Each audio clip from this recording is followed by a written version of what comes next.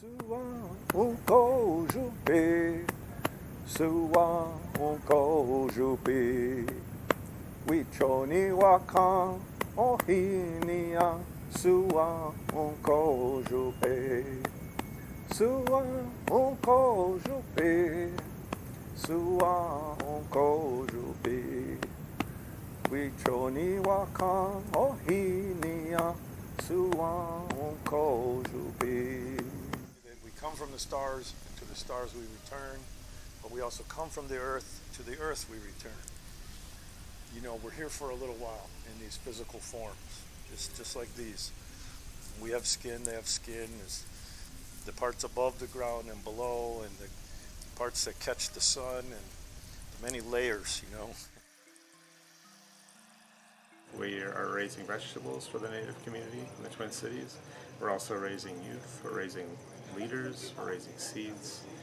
Our work is about now, and it's also about the future, and it's also informed by our ancestors and elders who come before us and really laid out a clear vision of who we are as an organization and what it is that we want to accomplish. In the beginning, when we were just getting this off the ground, it was rebuilding that understanding that we have a permanent relationship with these plants, with these seeds. I have been connected with Dream of Wild Health since the summer of 1999.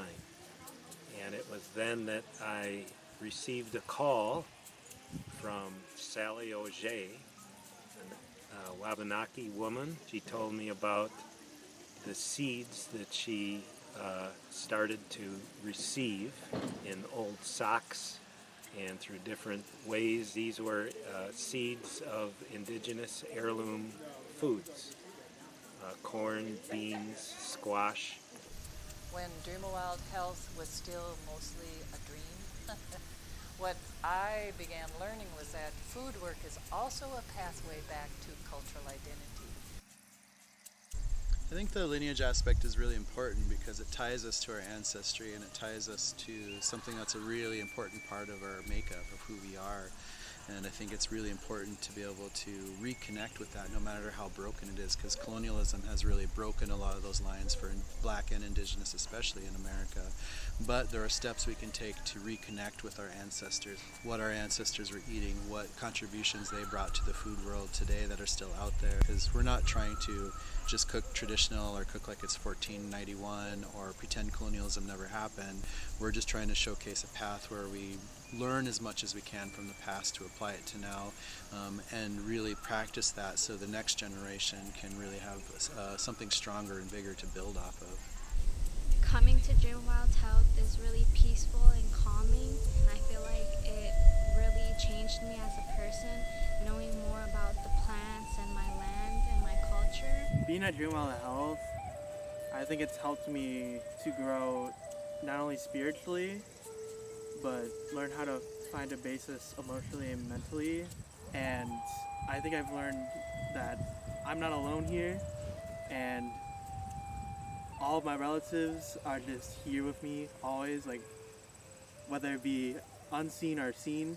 So it's just awesome. Dream of Wild Health has really changed my life. I don't know who I would be if I wasn't here at this farm with all these people, learning from them.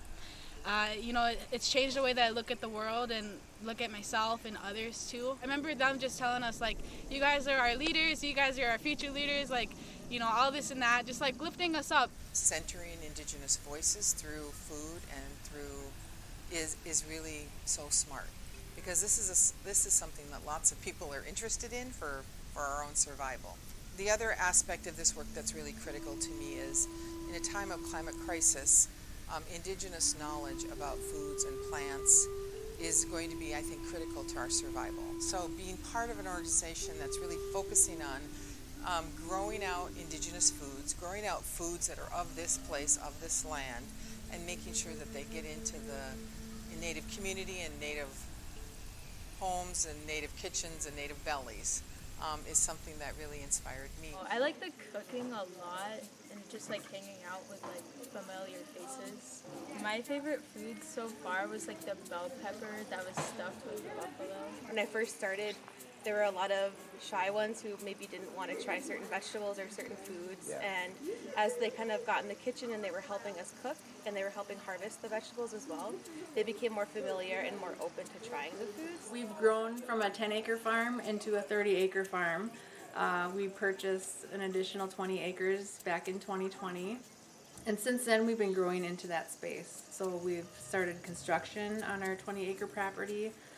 Last fall, we had our groundbreaking event almost a year ago, and we are building a pavilion and a greenhouse this year.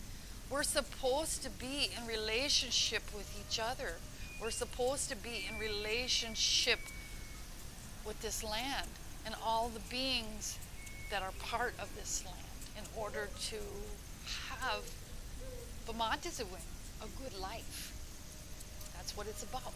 So what holds us together? Is it in the universe? Is it gravity or, nuclear power in the stars? Well, I think maybe it is sort of like duct tape, but it's that aloha, it's that love.